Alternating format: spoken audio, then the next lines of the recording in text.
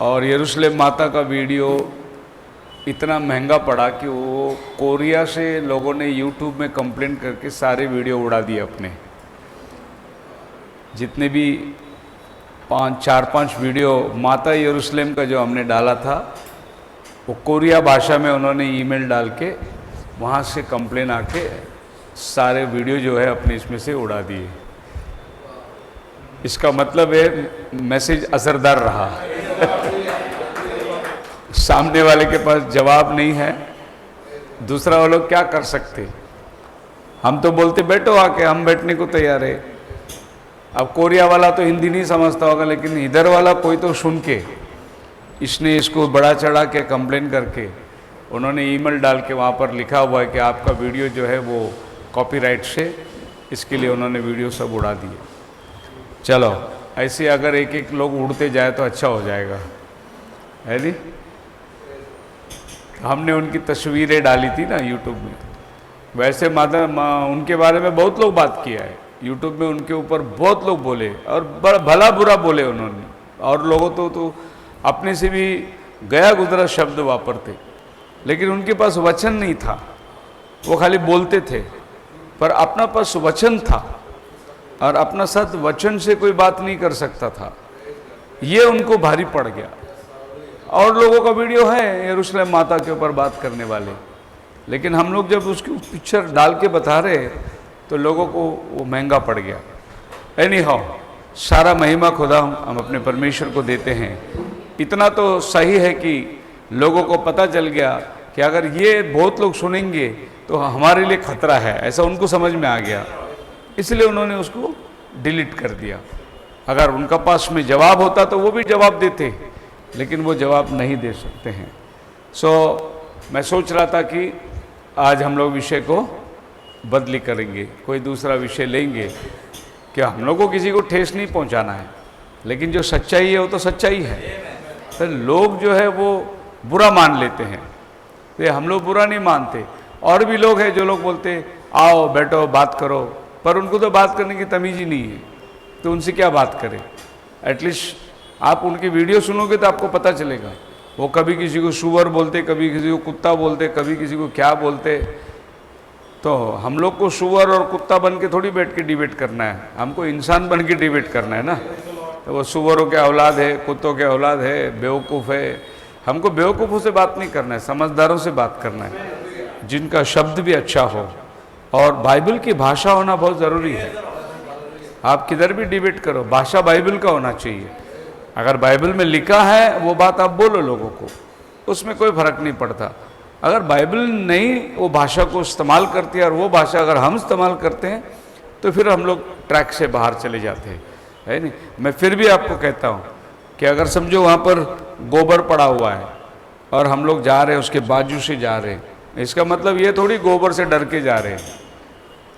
हम ये बाजू से इसलिए जा रहे हैं कि क्यों खामोखाम अपना हाथ गंदा करके लेना, अपना पैर गंदा करके लेना, इसीलिए हम संभल के जा रहे हैं।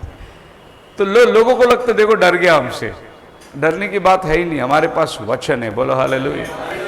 और हम खाली वचन देते हैं, वचन जो है वो अपना काम करता है। हमें कोई जाके अपनी बहादुरी बताना, हमारी समझदारी, हमारी ऊंचाई बताने की कोई ज़रूरत नहीं है। वचन अपना काम करेगा, हालेलुया। क्योंकि बाइबल कहता है वचन जिस काम के लिए जाता है वो काम पूरा करके आएगा, वचन कभी खाली हाथ नहीं आएगा। उसका नाम मुबारक हो। दोपहर को मैं बैठा था, मैं बोला प्रभु क्या विषय लो, बहुत टाइम में विचार किया तो मेरे सम्मुख में एक बहुत बढ़िया सब्जेक्ट आया, और वो है हिब्रू की किताब, द बुक ऑफ हिब्रूस। और बहुत बढ़िया, क्योंकि नबी ने एक संदेश ही दिया है और पूरी हिब्रू सीरीज प्रचार किया है, चैप्टर 1, चैप्टर 2, चैप्टर 3। और हिब्रू किताब में बहुत रहस्यमय बातें हैं, पर बहुत हाई स्टैंडर्ड, मतलब उसकी जो सोच है वो बहुत ऊंचा सोच है। मत्ते मार्क लूक जाओ, यीशु अच्छा है, भला है, चंगाई देने वाला है, ये सब उसमें नहीं है। उसमें बहुत सुपीरियर बात किया गया है। और ऐसा माना जाता है कि ये हिब्रू की किताब जो है, जिसको लिखा है टू द हिब्रूस, यहूदियों के लिए, लेकिन उसमें अन्य जातियों का भी जिक्र है पर मुद्दा जो है वो यहूदियों के लिए लिखा है, द बुक टू हिब्रूस।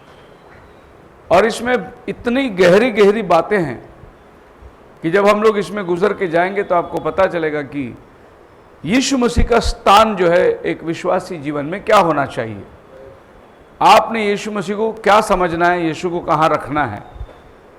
जैसे लोग बोलते बोलते सारा आदर सारा महिमा यीशु को, सारा आदर सारा महिमा सारा गौरव यीशु को, लेकिन जब यीशु को रखने की जगह आते हैं तो वो पिता के नीचे रखते उसको, दूसरा जगह पे रखते ना। पिता का नीचे रखने का मतलब क्या है, दूसरा जगह रखते। पर यीशु को कौन सा जगह चाहिए, प्रथम स्थान यीशु को चाहिए, क्योंकि वही सबका मालिक है, वही करता है, वही उद्धार करता है, सब कुछ वो है। लेकिन यीशु को दूसरे पर गाना गाते यीशु का नाम, यीशु न यीशु तेरा नाम सबसे ऊंचा है। फिर जब दर्जे की बात आती है तो बोलते नहीं नहीं यीशु छोटा है, पिता बड़ा है। तो हिब्रू आपको क्या करता है, यीशु को बहुत ऊंचे दर्जे में रखता है।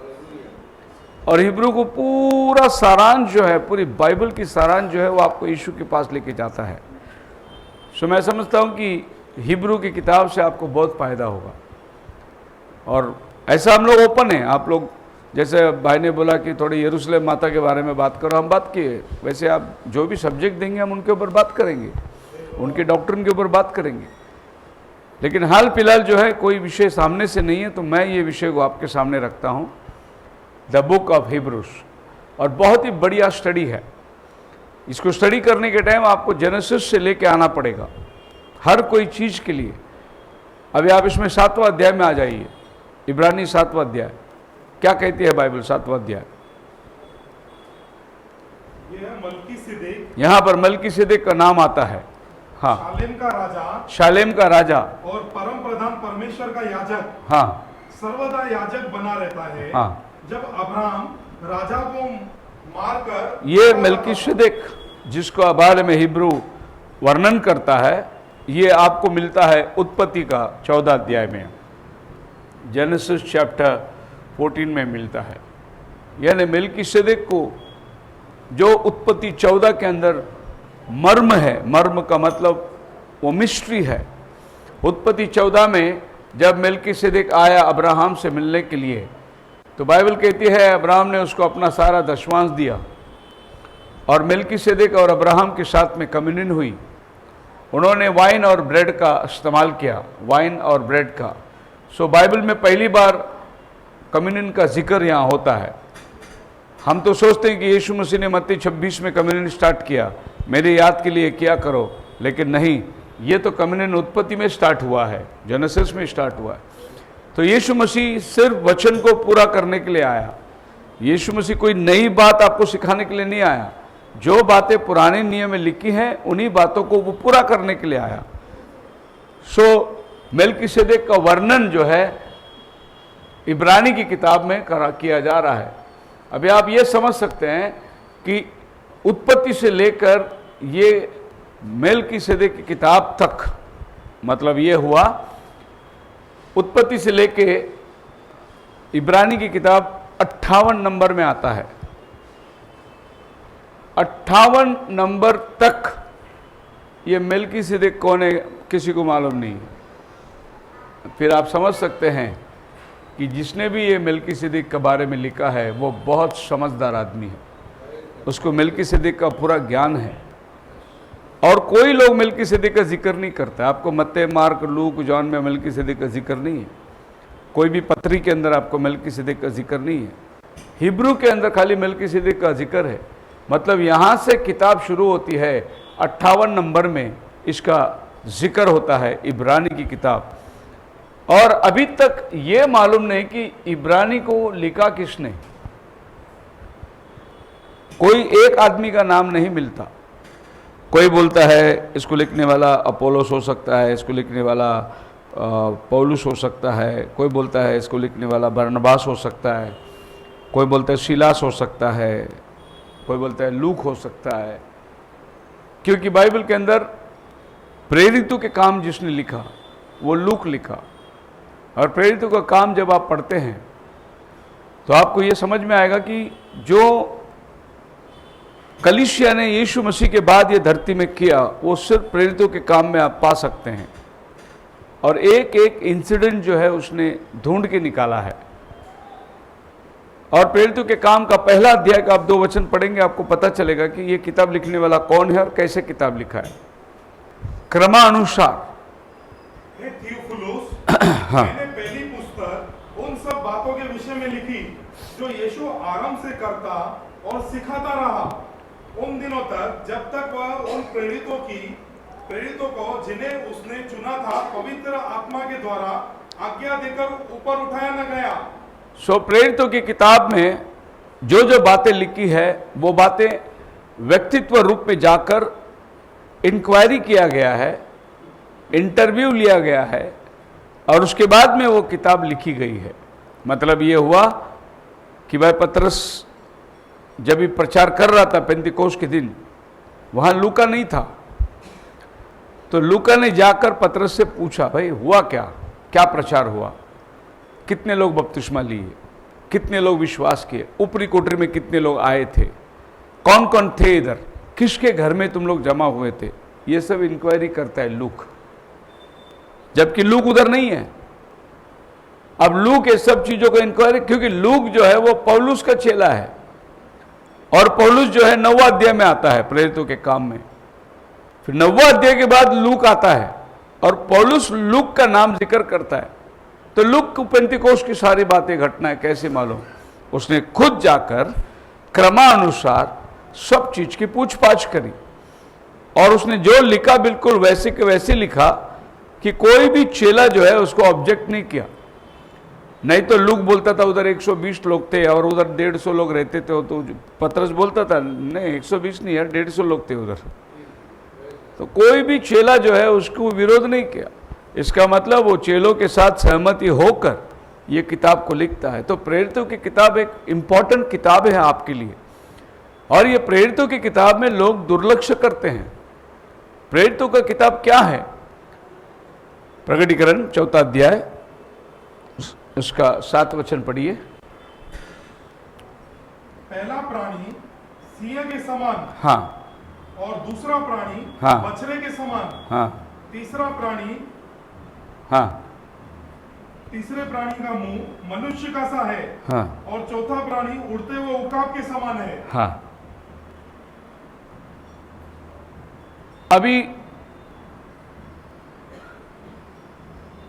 बाइबल कहती है 4 प्राणियों के बारे में, सिंह, बैल, मनुष्य के सिर और उड़ते हुए उकाब के समान। ये चारों प्राणी सिंहासन की इर्द गिर्द बैठे हैं। सिंहासन पे कौन है? परमेश्वर विराजमान है और इसके इर्द गिर्द ये 4 प्राणी का जिक्र है। तो ये प्राणी क्या कर रहे हैं? इस सिंहासन के चारों तरफ में, दूसरी तरफ कहूं तो ये सिंहासन के पास उसकी रक्षा कर रहे हैं। रक्षा करने का मतलब परमेश्वर को रक्षा की जरूरत नहीं है, लेकिन कोई जाके अपना हाथ ना बढ़ाए वहां। जैसे संदूक की पेटी के ऊपर हाथ बढ़ाया, उज्जा मर गया, कोई जाए नहीं, उसको एक पवित्रता दिखाता है। उसके इर्द गिर्द जो फरिश्ते हैं, इससे पता चलता है कि वो जो जगह पर आप खड़े हैं वो बहुत इंपॉर्टेंट जगह है। अब ये चारों प्राणी जो है, ये 4 गॉस्पेल है आपके बाइबल के अंदर। पहला गॉस्पेल क्या है? मत्ती, मरकुस, लूक और जॉन उकाब। तो ये 4 गॉस्पेल किसकी रक्षा कर रहा है? प्रेरितों के काम, एक्ट्स ऑफ द अपोस्टल। क्योंकि ये 4 किताब में जो भविष्यवाणी हुआ है वो सब प्रेरितों के काम में पूरा हो रहा है। जैसे यहां पर मत्ती ने कहा पिता पुत्र पवित्र आत्मा के नाम से बपतिस्मा दो, मत्ती ने कहा, वो प्रेरित 2 अध्याय में पूरा होती है। सो जो भी जॉन ने कहा, जो भी लूक ने कहा, ये सब प्रेरितों के काम में पूरी होती है। तो ये 4 किताब इसकी रक्षा करता है। अभी ये बात बहुत जरूरी है समझने के लिए कि यीशु मसीह को मनुष्य का पुत्र, परमेश्वर का पुत्र और दाऊद का पुत्र बोला गया। और ये लोग यीशु को उसी शब्दों में अपने अपने प्रचार के अंदर लोगों को बताते हैं। अभी किसी ने बोला कि ये 4 गॉस्पेल, ये 4 प्राणी करके बाइबल में किधर लिखा?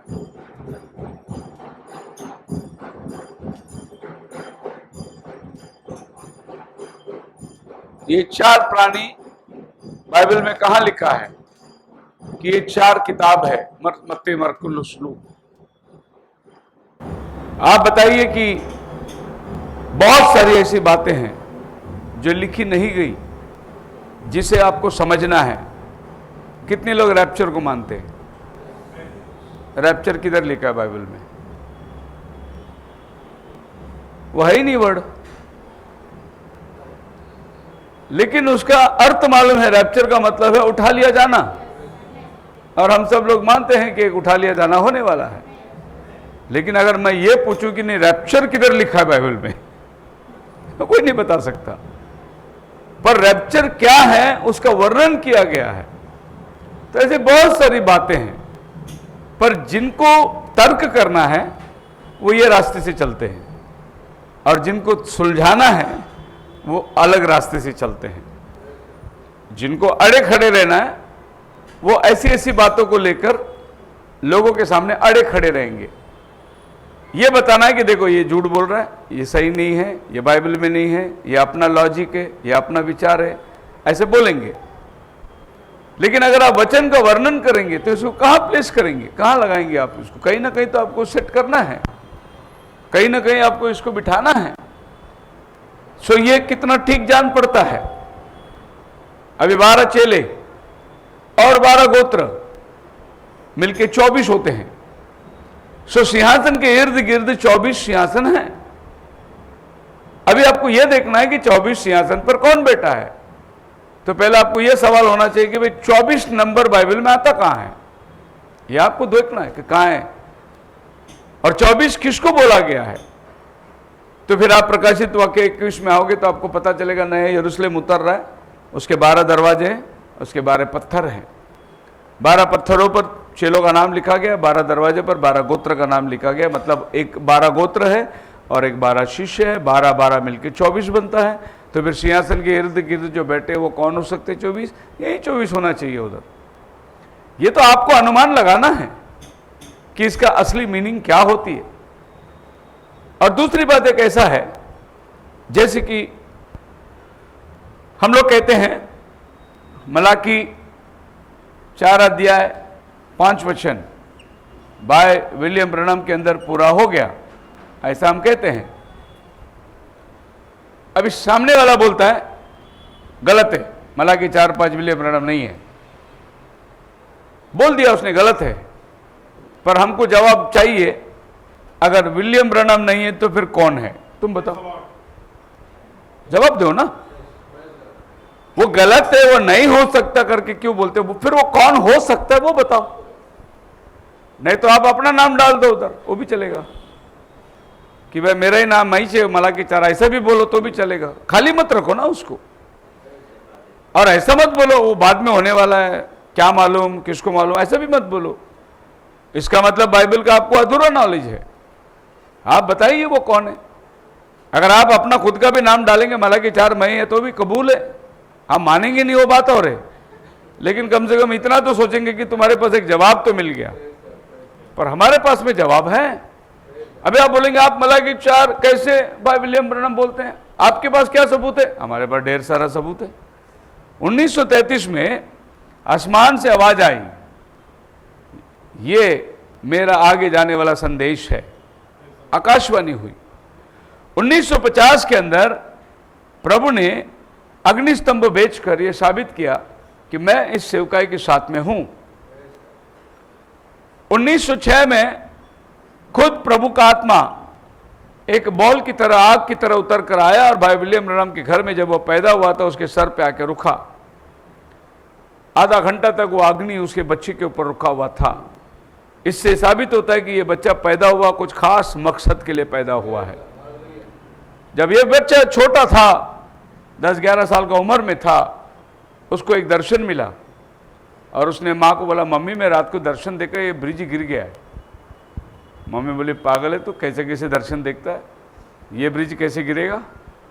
और वैसे ही जब समय बीतता गया, एक दिन बहुत बड़ी बाढ़ आई, वो ब्रिज गिर गया नीचे। तो बोले, मैंने बोला था ना मम्मी मैं दर्शन देखा था, ब्रिज गिरने वाला है। खाली इतना ही नहीं, जब भी परमेश्वर अपने वचन को उसके जीवन में पूरा करता है तो बड़ा अजीब रीति से पूरा करता है। और उसके लाइफ में अंदर कम से कम 9 मुर्दों के आसपास प्रभु ने जिंदा किया है। या बाइबल में रिकॉर्ड ही यीशु मसीह के बारे में 2 है, पौलुस पतरस के बारे में 2 है नहीं, लेकिन 9 मुर्दों को किसने जिंदा किया भाई? एक विशेष सेवक ही है। मतलब ये आदमी क्यों नहीं हो सकता, उसका कारण हमारे पास में है। ये हमारे पास वजह है, हमारे पास जवाब है। अभी तुम बोलो नहीं, इससे भी बेहतर ये आदमी है, इसको बिठाएंगे तो उसको बिठाओ उधर। बात वैसी होती है। पर हमने डिबेट करने के टाइम ऐसा बात सुना, अगर आज कोई प्रेरित लोग हैं तो इधर लाके दिखाओ, फिर हमसे बात करेंगे, करके स्टेज से उतर के जाते थे। अगर बाइबल में मुर्दा जिंदा हुआ है तो आज मुर्दा जिंदा करके दिखाओ, उतर के जाते थे। अरे अगर आज मुर्दा जिंदा नहीं होते तो बाइबल बदल गया?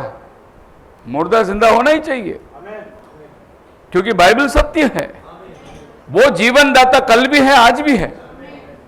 आप मेरे साथ है? पर आज किस लिए मुर्दा जिंदा करना है? समंदर तो उस दिन भी उसने फाड़ा, वो आज भी फाड़ने की ताकत रखता है। पर क्यों फाड़े समंदर? कुछ तो कारण होना चाहिए। आज के हमारे पास रास्ते नहीं है क्या? हवाई जहाज है हमारे पास। अभी यरूशलेम की परिस्थिति, जब वो औरत को उड़ने के लिए 2 पंख दिया गया और वो उड़ते उड़ते चली गई, कहीं एक जगह जाकर 1260 दिन तक उसका इंतजाम होता है। ये पंख औरत को बाद में दिया गया तो क्या उसको क्या पंख चिटकाए गए यहां पर? नहीं, उसका कुछ मीनिंग अलग है। 2 पंख दिया गया का मतलब है ये औरत उड़ के जा रही है। औरत इजराइल को दर्शाता है। तो जब एंटी क्राइस्ट आ रहा है, क्रिस्त विरुद्ध आ रहा है, तो ये औरत को कोई तो उड़ा के ले जा रहा है। आज उड़ा के ले जाने वाला क्या है? अब देखिए, खुदा के बंदों ने देखा कि उकाब पक्षी के पंखों पे बैठ के इजराइल वापस आ रहा है देश में। उकाब पक्षी के पंखों में बैठकर इजराइल देश में आ रहा है वापस। सब यहूदी लोग, क्या देखा उसने? दुनिया भर से यहूदी लोग प्लेन में बैठ के इजराइल जा रहे हैं। अभी वो नबी को क्या बोलने के, उसको एरोप्लेन मालूम ही नहीं था। उसने बोल दिया उकाब में आ रहा है, उकाब पक्षी का पंख में आ रहा है, बोल दिया उसने। अभी समझना आपको और हमको है कि भाई कौन है जो उड़ा के ले जा रहा है। उकाब किसको दर्शाया गया है? प्रभु ने इजराइल को बोला, मानो मैंने तुम्हें उकाब पक्षी के पंखों पे उठा के लाया। कौन है उकाब? मोसेस, खुदा का नबी को प्रभु उकाब बोलता है, मैंने उकाब के पंखों पे तुम्हें लेकर आया। तो ये सब बाइबल के अंदर अलग अलग नमूना है, उसको समझना बहुत जरूरी है। सो मसीह में मेरे प्रिय लोगों, मेल्कीसेदेक का एक बहुत बड़ा भेद है जो 7वां अध्याय में है। फिर अब 8वां अध्याय में आएंगे तो मंदिर की बात होती है। 8वां अध्याय पढ़िए, 1, 2, 3 इब्रू।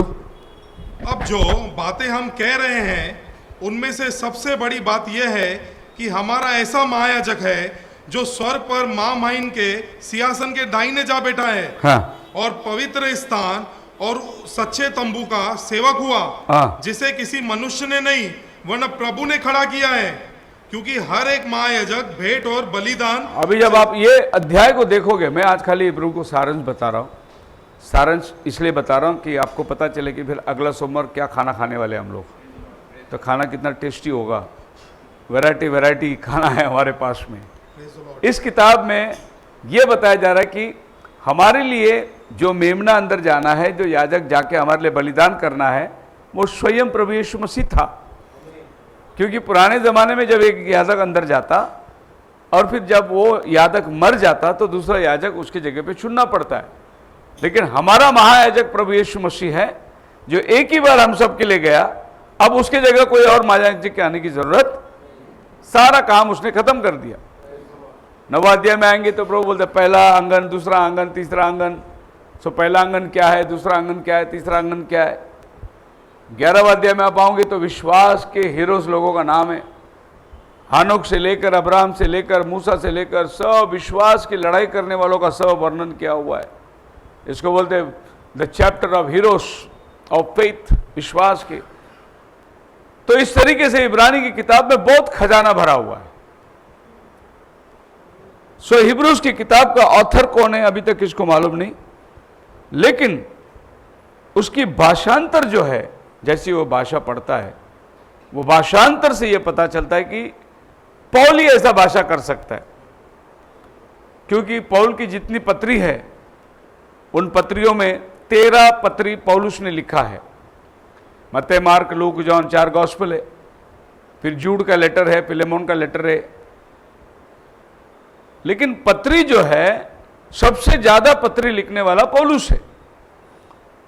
और चूंकि इब्रानी किताब ज्यादातर यहूदियों के लिए पुराने बलिदानों के विषय में और आसमान के फरिश्तों के विषय में, मतलब ये बड़ी बड़ी गहराई जो बात करता है, ये सिर्फ पौलुस ही बात कर सकता है।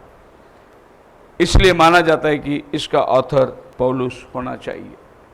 खैर, ये तो सिर्फ इंसान लोग हैं जिनके द्वारा वचन लिखा गया, लेकिन हम मानते हैं लिखने वाला परमेश्वर है। हर किताब जो है प्रभु की ओर से दिया गया है। और ये किताब लिखा जाने का जो समय है, मानते हैं कि 64-65 के और 70 के पहले, मतलब आज से 1900 साल पहले ये किताब लिखी गई है।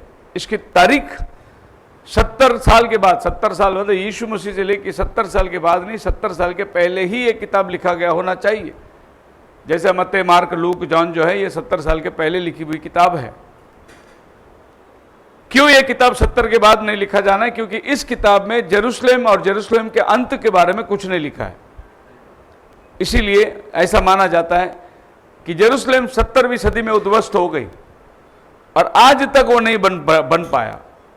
सो 70वीं सदी में जो मंदिर ढा दिया गया, आज भी वो मंदिर गिरा हुआ है।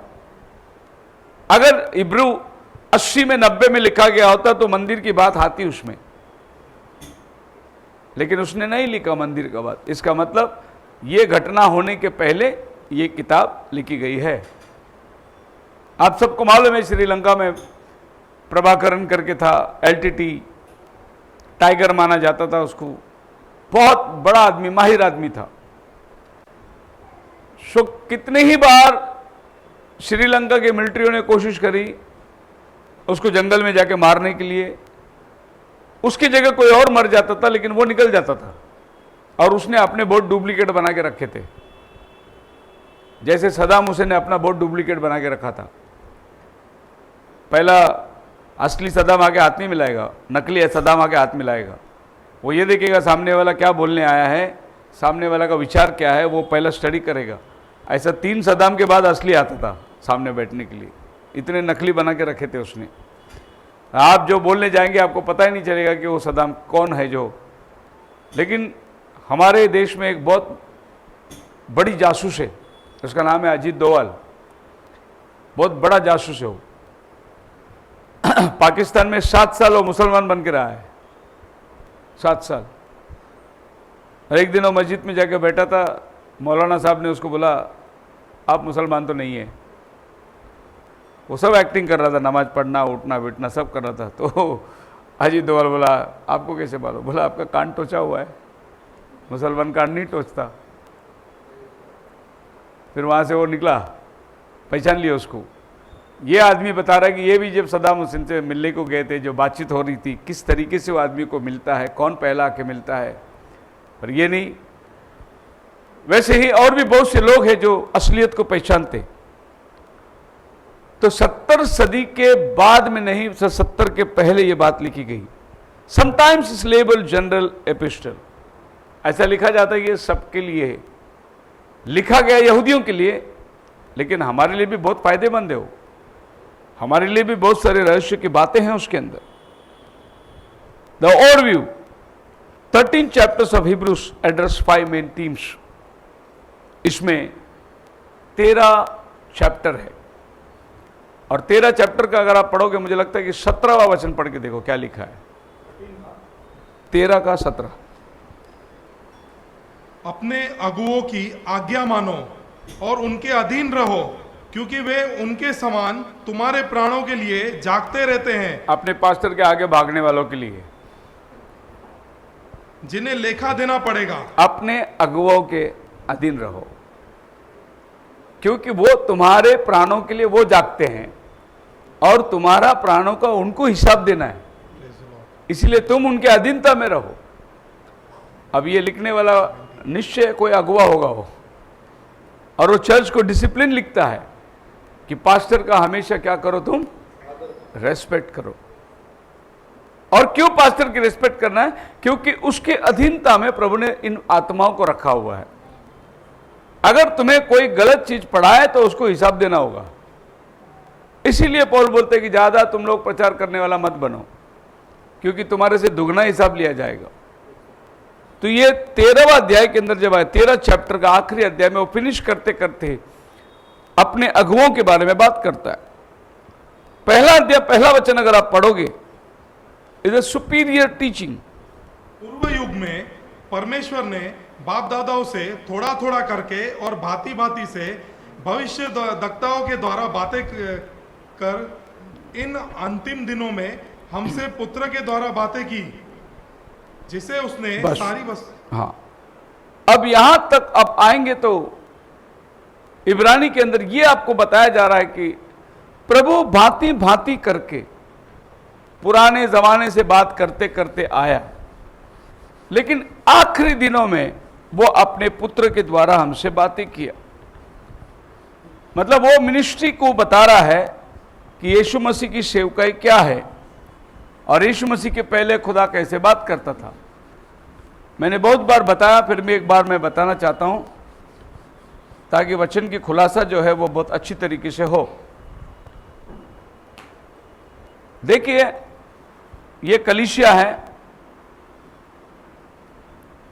और मान लो ये खुदावन है, गॉड। सो जब भी गॉड चर्च से बात करना चाहता है तो वो प्रॉफिट को इस्तेमाल करता है, नबी को इस्तेमाल करता है। और अगर चर्च को खुदा से बात करना है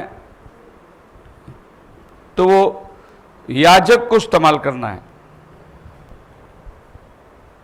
तो चर्च का बात खुदा के पास लेके जाने वाला पास्टर होगा, और खुदा की बात चर्च को लेके आने वाला नबी होना चाहिए। ये पैटर्न है प्रभु से बात करने का। खुदावन डायरेक्ट यहां नहीं आएगा, ये चर्च का माउथपीस है और ये गॉड का माउथपीस है। गॉड इसको नहीं इस्तेमाल करेगा, चर्च इसको नहीं इस्तेमाल करना है। आप नबी को नहीं बोलना है, नबी मेरे को खुदा से कुछ पूछ के बता, नबी को नहीं बोलना है। नबी तुम्हारी बात खुदा के पास लेके जाने के लिए नहीं आया, वो खुदा की बात तुम्हारे पास लेके जाने के लिए आया। अभी समझो आपके घर में पोस्टमैन आता है, आपको लेटर देता है। ये बात और है कि आपका और पोस्टमैन का रिलेशन क्या है, लेकिन अगर आप पोस्टमैन को बोलो मेरा भी लेटर जरा डाके डाल देना, वो तेरे बाप का नौकर है क्या पूछेगा। लेकिन वो गवर्नमेंट का नौकर है, वो लेटर तुम्हारे घर में लाके देना ये उसका काम है। वो कुछ भी करके आपको लाके देगा। फिर आपको ये समझ में आता है, जो आदमी मेरे घर में संदेशा लेके आता है वो मेरा संदेशा लेके कभी नहीं जाएगा। वो मैं क्या करूं, तुम बोलो ये 100 रुपये मैंने आजी को मनी ऑर्डर कर देना, वो नहीं करेगा। हाँ, रिलेशन अच्छा है, तुम्हारा नज़दीक का मामा भांजा चाचा होगा तो लेके जाएगा वो। आपने कभी बैंक के लाइन में खड़े रह के देखे, टिकट की लाइन में खड़े रह के देखे, सामने वाले का लेते लेते टाइप करते करते आपको ये पता चलेगा कि आप एक खिड़की में खड़े, वो किसी का टिकट मार रहा है वहाँ बैठ के, फिर बाद में वो टिकट मार के बाजू में रख के फिर आपका टिकट लेता है। वो कौन है? उसका कोई मामा भांजा ने घर में पैसा दिया है, मेरा 2 टिकट मार देना। तो आप लाइन में खड़े हैं, लेकिन वो अपना टिकट पहले अंदर से मार के ले रहा है, तत्काल मार दे रहा है, फिर बाद में तुम्हारा पैसा ले रहा है, फिर 2 टिकट निकालने के बाद फिर दूसरा टिकट पर्ची मार रहा है। वो कोई स्टाफ ने उसको दिया होगा, क्यों भाई, रेलवे वाला, बरोबर है ना। तो ये वो पहचान है। लेकिन एक आदमी अगर आपके आगे लाइन में आके खड़े तो आप घुसने देंगे क्या उसको? लेकिन सामने बैठने वाला कितने लोग को घुसा के लाइन लेके टिकट मार के दे देगा, वो उसका अपना जान पहचान है, वो बात और है। बाहर देश में दो बात, लोग वहाँ से यहाँ खत भेजते हैं, यहाँ से लेके आते हैं, ये एक जरिया बन जाता है। तो खुदावन जब भी अपना संदेश भेजता है वो नबी के द्वारा ही भेजता है। अब नबी के बताए बगैर वो कभी भी ये काम करता नहीं। इसको पढ़ना है तो आमोस की किताब 3 अध्याय का 3 वचन पढ़ सकते हैं। इसी प्रकार से प्रभु यहोवा अपने दास भविष्यद्वक्ता पर अपना मर्म बिना प्रकट किए हुए कुछ भी न कहेगा। अभी एक और बात आपको मैं बताना चाहता हूं। बाइबल कहता है कि परमेश्वर अपना दास को बताए बगैर कुछ भी नहीं करेगा। यह उसका तरीका है करने का।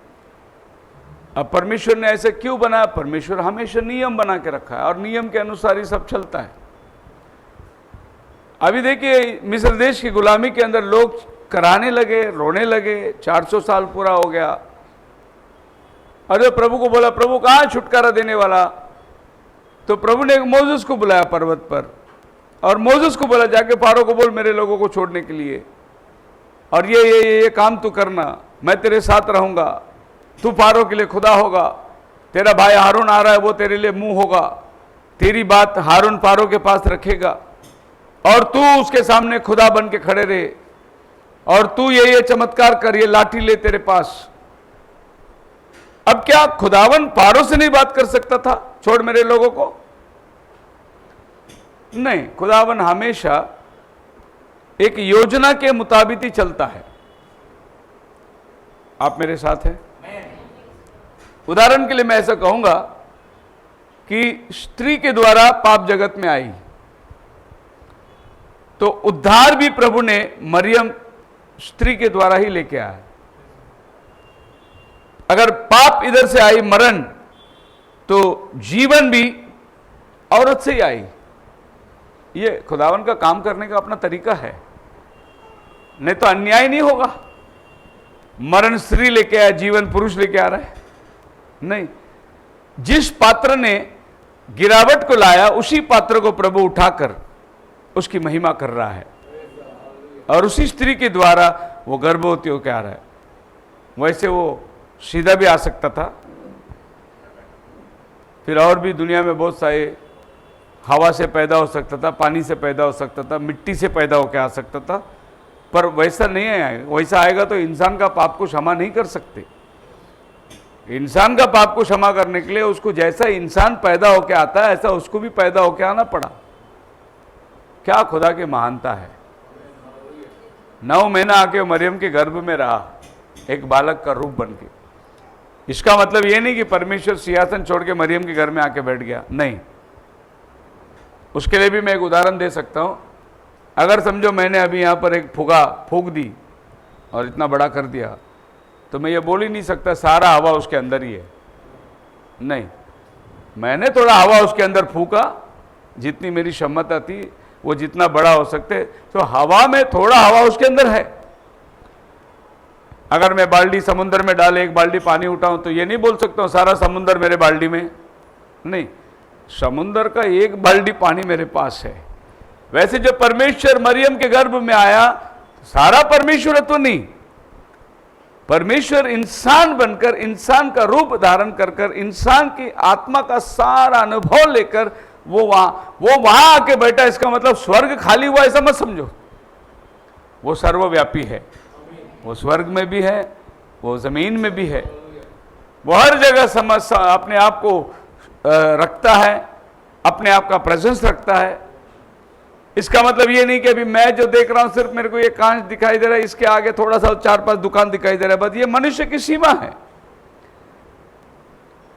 लेकिन अगर कोई अभी इस वक्त बिल्डिंग के ऊपर खड़ा रहे तो उसको उल्लासनगर का 3 नंबर पूरा दिखाई देगा, उससे ज्यादा उसको नहीं दिखाई देगा। अगर वो ज्यादा ज्यादा एरोप्लेन में जाए तो उसको यहां से कल्याण वगैरह जो है दिखाई देगा। तो आप जितना ऊंचा जाओगे उतना ज्यादा एरिया देख सकते हो। विश्वास में भी ऐसे ही, आप जितना ऊंचा जाओगे उतना ज्यादा वचन को जान सकते हो। अब नीचे खड़े रहने वाले को कुछ भी नहीं मालूम होगा।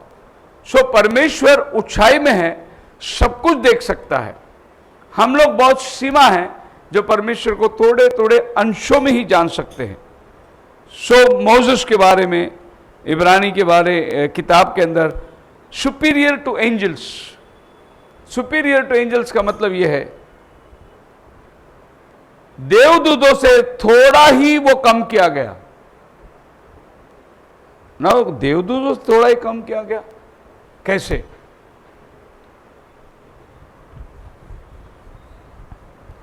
अब मनुष्य जाति जो बनाए गए, सो परमेश्वर ने पहले फरिश्तों को बनाया और बहुत सारे शेरोबीम शेरापीम्स जिनको पंख है, जो प्राणी कहलाते हैं, इनकी अनगिनत है। यशायाह 6वां अध्याय के अंदर आप देख सकते हैं, स्वर्ग में ये सब सेवा कर रहे हैं। और परमेश्वर ने देवदूतों को बनाया angels, archangel, mighty angel and इब्रानी 1:14 में होगा शायद, देखिए। तूने उसे स्वर्गदूतों से हाँ, कुछ ही 1:14 कम किया, एक साथ। हाँ, नहीं, दो। हाँ, क्या वे सब सेवा टहल करने हाँ, वाली आत्माएं नहीं? वे सब सेवा टहल करने वाली आत्माएं, यानी देवदूतों को बाइबल क्या बोला गया है? वे सब सेवा करने वाली आत्माएं हैं। सेवा करने वाली आत्माएं अलग है, संदेशा ले आने वाली आत्मा अलग है। अभी मरियम के पास कौन आया? गैब्रियल आया। दानियल के पास कौन आया? गैब्रियल आया। शैतान से लड़ने के लिए कौन आया? मिखाएल आया। और अगर आप देखोगे मत्ती की किताब 4 अध्याय का आखिरी वचन पढ़ के देखिए,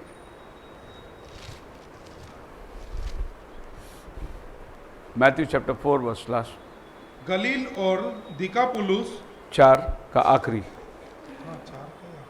मत्ते मत्ते हाँ, अच्छा, ऊपर का वचन, एक वचन ऊपर पढ़िए। और सारे नहीं, माफ करना, 10-11 उसी में। जब शैतान उसको छोड़ के चला गया, तब देवदूत आकर उसकी सेवा टहल कर रहे थे। 4 से लेके यीशु मसीह के साथ शैतान बात कर रहा है। 7-8 में आएंगे, देखो शैतान यीशु को छोड़ के जा रहा है। मत्ती 4 अध्याय। हाँ, क्या हुआ? तब शैतान उसके पास से चला गया, शैतान चला गया और स्वर्गदूत आकर उसकी सेवा करने लगे। ये है सेवा टहल करने वाली आत्माएं। लेकिन जब यीशु मसीह पैदा होने के टाइम मरियम के पास आया था, वो ये आत्माएं नहीं आई थी, वो संदेश वक्ता आत्माएं थी। तो अलग अलग काम के लिए। और आपको मालूम हो ना हो, आपके लिए भी एक देवदूत है। और ये देवदूत, जब भी आप उद्धार पाते हैं, आपके लिए एक देवदूत सैंक्शन किया जाता है। अब ये मेरे बच्चे की रक्षा कर, और वो आपकी और आपका पिता, आपकी सारी बातें वो पिता को पहुंचाता है, और आपकी रक्षा करना ही है उसका, क्योंकि ये सेवा करने वाली आत्माएं हैं। आप इसको बोल सकते हैं, मेरा ये काम है, मेरा ये काम करके दे, वो करेंगे काम। आपको मालूम पड़ना चाहिए कि आपके पास वो अधिकार है, और फिर आप बोलो, वो आपका काम करेगा। तो यीशु मसीह 40 दिन जब उपवास में रहा और शैतान चला गया, वो हार गया, तो यीशु की सेवा करने लगे। क्या सेवा करने लगे? यीशु मसीह को उपवास तोड़ने में वो मदद करे। उन्होंने यीशु को खाना ला के दिया होगा, पानी ला के दिया होगा। यीशु की ज़रूरतों को, सेवा करने का मतलब क्या है? हाथ पैर दबा के नहीं छोड़े। सेवा करने का मतलब, उसने शैतान के ऊपर जय पाया। 40 दिन भूखा रहा, शैतान ने 3 सवाल लाया, तीनों सवाल का यीशु जवाब दिया, शैतान भाग गया। अब इसको जरूरत पड़ती है। शैतान ने बोला था, ये पत्थर ले, रोटी बना के खा, तेरे को भूख लगी है, 40 दिन खाना नहीं खाया। तो शैतान ने भी उपाय लाया था। शैतान ने बोला कि तू परमेश्वर का पुत्र है, इसको रोटी बना के खा सकता है। यीशु मसीह ने वो खाया नहीं। जब वो 5 रोटी 5,000 को खिला सकते तो पत्थर को रोटी नहीं बना सकता था? बना सकता था। जहां रात भर मछली पकड़ा, कुछ नहीं मिला, प्रभु ने बोला जा अभी जाल डाल, तो जाल फटे तक मच्छी मिल गया। तो क्या वो मच्छी नहीं ला सकता था? उसने एक लड़के को, ला तेरे पास कितनी मच्छी है, वो मच्छी लेकर उसने 5,000 को खिलाया। पर परमेश्वर सभी चीजों को एक नियम अनुसार करता है, वो स्वयं सृष्टि करता है। हालेलुया। चेलों ने उसे उठाया, बोला प्रभु हम मरे जा रहे हैं, आंधी तूफान आया है, बस आप सो रहे हैं। प्रभु ने आंधी को डांटा, वो थम गया। क्या प्रभु को नहीं मालूम था आंधी आई है? मालूम है उसको, वो सर्वव्यापी है। लेकिन वो चेलों को देखकर ये कहता है कि चेलों को ये बताना चाहता है कि तुम्हारे साथ कौन बैठा है इसको तुम जानो। योहान 11वां अध्याय में वो आके प्रार्थना करता है, जब लाजर मर गया, कब्र पे आके प्रार्थना करते। क्या प्रार्थना करता हो? आप पढ़िए योहान का 11वां अध्याय 25 में लिखा, पुनरुत्थान और जीवन मैं हूं। जब यीशु ने उससे कहा, पुनरुत्थान और जीवन मैं ही हूँ। यीशु का प्रार्थना पढ़िए, उसमें वो स्वर्ग से आंख उठाई, मैं जानता था कि तू सदा मेरी सुनता है, हाँ परंतु जो भीड़ आसपास खड़ी है, हाँ, उनके कारण मैंने ये कहा। मैं प्रार्थना इसीलिए किया कि जो आजू बाजू में भीड़ है वो जाने, वरना लाजर को तो मेरे को ही उठाना है, Praise the Lord। जान तो मेरे को ही डालना है।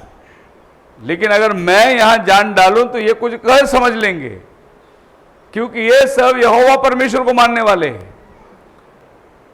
और ये पत्थर उठाएंगे मेरे को मारने। इनको ये बताना है कि तुम्हारा ही यहोवा परमेश्वर ने मुझे भेजा है, ये बताना है इनको। इसलिए पिता मैं अभी प्रार्थना कर रहा हूं तेरे साथ, वरना उसको प्रार्थना करने की जरूरत नहीं है। यीशु की साफ शब्दों में समझ में आया।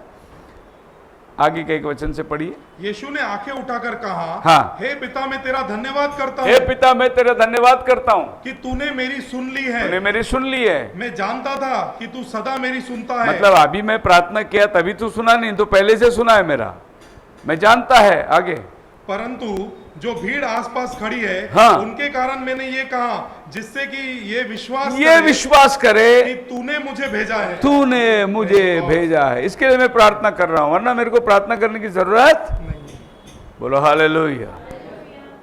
सो जब ये लोग समझ जाए कि मैं वचन को पूरा करने के लिए आया हूं, मैं मसीहा बन के आया हूं, यहोवा पिता को जो ये लोग मानते हैं उनको मालूम हो, क्योंकि वो बाद में इस बात को साफ कह देता है, मैं और पिता एक है, वो कह देता है। लेकिन ये धोखा ना खाए, इन्हीं के लिए मैं प्रार्थना कर रहा हूं कि ये समझे। इसके बाद वो अकेला प्रार्थना करता है प्रभु के पास। ये तो भीड़ में प्रार्थना करी। यूहन्ना 17वां अध्याय में आ जाइए, उसका 1 2 3। अभी वो अकेला प्रार्थना करता है। कैसे प्रार्थना करता है देखो। यीशु ने ये बातें कही, हाँ। और अपनी आंखें आकाश की ओर उठाकर कहा, हे पिता, वह घड़ी आ पहुंची है, हाँ। अपने पुत्र की महिमा कर, हाँ। कि पुत्र भी तेरी महिमा करे, हाँ क्योंकि तूने उसको सब प्राणियों पर अधिकार दिया, हाँ। कि जिन्हें तूने उसको दिया है उन सबको वह अनंत जीवन दे। हाँ। और अनंत जीवन यह है कि वे तुझ एकमात्र सच्चे परमेश्वर को हाँ। और यीशु मसीह को जिसे तूने भेजा है जाने। अभी ये यीशु मसीह प्रार्थना कर रहा है, अभी अकेला प्रार्थना कर रहा है, इधर कोई सुनने वाला नहीं है। और यहां पर वो ये नहीं बोलता मैं इनकी सुनने के लिए प्रार्थना कर रहा हूं, अकेला प्रार्थना में बोलता है, हे पिता मेरी महिमा जो तेरे साथ थी वो अभी मुझे वापस दे दे। क्या कर रहा है? मैं महिमा को छोड़ के आया हूं, इंसान बन के आया हूं। अभी जॉन 18 में जाओगे तो यीशु की सेवा खत्म होती है, ये उसकी आखिरी प्रार्थना है। 19 में यीशु को क्रूस पे चढ़ाया जा रहा है, वो आखिरी प्रार्थना कर रहे हैं, हे पिता मैं तेरे पास आ रहा हूं, मैंने अपना काम पूरा कर दिया है, अभी मुझे वो महिमा चाहिए जो महिमा जगत उत्पत्ति से पहले मैं था उधर। इंसान बन के आने से पहले तेरे साथ में जो संपर्क थी वो मुझे अभी वापस लौटा, क्योंकि मैं तेरे पास आ रहा हूं। जो काम तूने मुझे सौंपा है वो मैंने इनको सौंप दिया है। जो नाम तूने मुझे बताया वो नाम मैंने इनको दे दिया। अब वहां पर वो बोलता है मैंने तेरा नाम इनको दे दिया। आगे पढ़िए, 10 और 11 में होगा, 17 का। मैंने तेरा नाम उन मनुष्य पर मैंने प्रकट किया है, तेरा नाम उनको दे दिया है। हाँ, जिन्हें तूने जगत में मुझे दिया, वे तेरे थे और तूने उन्हें मुझे दिया। देखो प्रभु यीशु मसीह बोलता है ये मेरे नहीं है, वो सब तेरे ही हैं, पर ये खो गए थे, इनको लेने के लिए मेरे को आना पड़ा नीचे। तो दूसरे शब्दों में अगर आप बोलेंगे तो ये बोलना कि एक इंसान अपने खुदा से बात कर रहा है, इंसान, क्योंकि वो इंसान बन के आया है और इंसान की तरह ही उनको चलना है। जैसा इंसान प्रार्थना करके मांगेगा वैसा ही उसको भी प्रार्थना करके ही मांगना है, जबकि वो खुद खुदा है, लेकिन अभी वो इंसान के शरीर में है। सो इंसान कैसे अपने खुदा के साथ में संपर्क रख सकता है? उदाहरण के लिए अभी मेरा बेटा इधर बैठा है, अभी हम लोग मीटिंग कर रहे हैं, बातचीत कर रहे हैं, और मीटिंग होने के बाद में मेरे बेटे को गाड़ी की चाबी चाहिए। वो क्या बोलेगा? डैडी चाबी दे। क्या बोलेगा? डैडी। क्यों वो मेरे को डैडी बोलेगा? तुम लोग मेरे को, सब लोग पास्टर बोल रहे हो, मेरे को ब्रदर बोल रहे हो, ये क्यों डैडी बोलेगा अकेला? ये मेंबर नहीं है क्या? ये आपके जैसे सदस्य नहीं है क्या? सब कुछ है। क्योंकि वो बेटा है, वो मेरे को बोले यार देना, चाबी देना यार, क्या तू भी, ऐसा नहीं बोल सकता हो। अरे दोस्त चाबी दे मेरे को, ऐसा भी नहीं बोल सकता हो।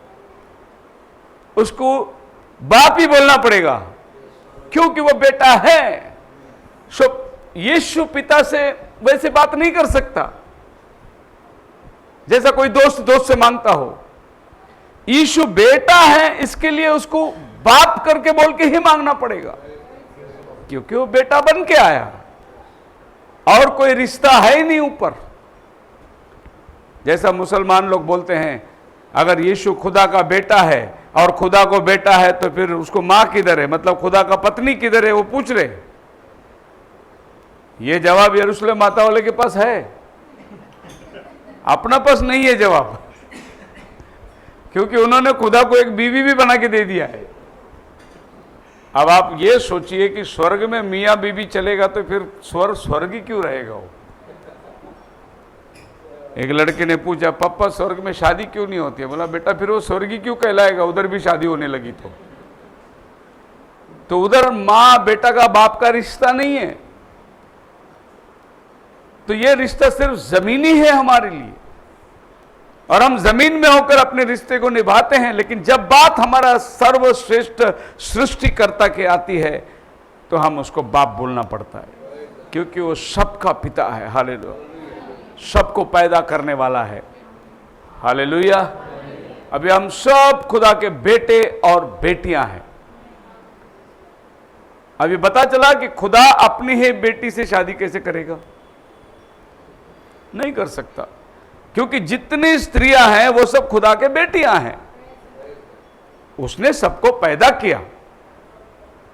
सो मसीह में मेरे प्रिय लोगों, जब यीशु बात करता है तो वो इंसान के हालात में, पर इंसान से भी एक गहरा रिश्ता जो उसका है वो है बाप और बेटे का रिश्ता है। इसीलिए वो हमेशा हे पिता इन्हें क्षमा कर, हे पिता ये जानते नहीं, हे पिता तूने मुझे भेजा, मैं प्रार्थना इसलिए कर रहा हूं कि ये लोग जाने कि मैं तुझसे मांग रहा हूं, वरना आपको तो मालूम ही है पहले से मेरी प्रार्थना सुनी गई है। इससे पहले लाजर जिंदा हुआ, यीशु बोलता है मेरा प्रार्थना सुना है, धन्यवाद प्रभु, मेरा काम हो गया है, लेकिन इनके लिए मेरे को इधर आके इसको मुर्दे को जिंदा करना है। पत्थर को हटाओ, उसको किधर रखा है मुझे लेके जाओ, है नहीं? आपके पास कुछ खाने को है तो लेके आओ। एक आदमी आया, बोला प्रभु मेरे को देखना है, उसको मिट्टी घोल के उसके आंखों में लगा के बोला जाके शीलो में धो ले। आंख देने वाला वही है, वो उधर का उधर ही दे सकता था, दूसरे को दिया है, लेकिन इसको बोला जाके आंख धो ले। और वो जाके आंख धोया, उसकी आंखें खुल गई। प्रभु ने बोला जा अभी नियम के अनुसार जो मूसा ने लिखा है वो सब बलिदान दे मंदिर में। आंख ही मैंने दिया, लेकिन व्यवस्था को तू पूरा कर। जो भी बलिदान देना है, बेड देना है, पास्टर को जाके दे दे, है ना। अभी आज क्या करते हैं लोग, बोलते पास्टर जी इसमें दुआ करो, और पास्टर जी दुआ कर दिया, काम हो गया, पास्टर को भूल गया। जा वो जो दुआ करी ना, काम हुई ना, उसका प्रतिफल जाके दे दे खुदा को, उसका अर्पण जाके दे दे, चढ़ा दे। वो आदमी लोग जो 10 कोड़ी छंगे होके गए, एक वापस आया, प्रभु पूछा बाकी के किधर है? बोले प्रभु वो नहीं आए, उनको सिर्फ चंगा ही चाहिए था, धन्यवाद के लिए नहीं आए वो। लेकिन वो एक जो था वो बोला नहीं, मैं जाके धन्यवाद दूंगा। और प्रभु उसको बोलते जा व्यवस्था को पूरा कर। अभी शुद्धिकरण के हिसाब से जो भेड़ और बकरी बलिदान लेना है जाके मंदिर में दे दे और तू अपना काम को पूरा कर। लेकिन एक्चुअली देखा जाए वो खुद बलिदान के लिए आया है, लेकिन अभी तक वो बलिदान हुआ नहीं। इसके लिए तू भेड़ और बकरी का काम चालू रख। मैं क्रूस पर चढ़ने के बाद फिर कोई बकरी बाला देने की जरूरत नहीं है, मैं सबके लिए बलिदान देने को आया। सो इब्रानी की किताब में बहुत सारे रहस्यमय बातें हैं। अभी इसमें हम लोग पहला वचन में जाएंगे।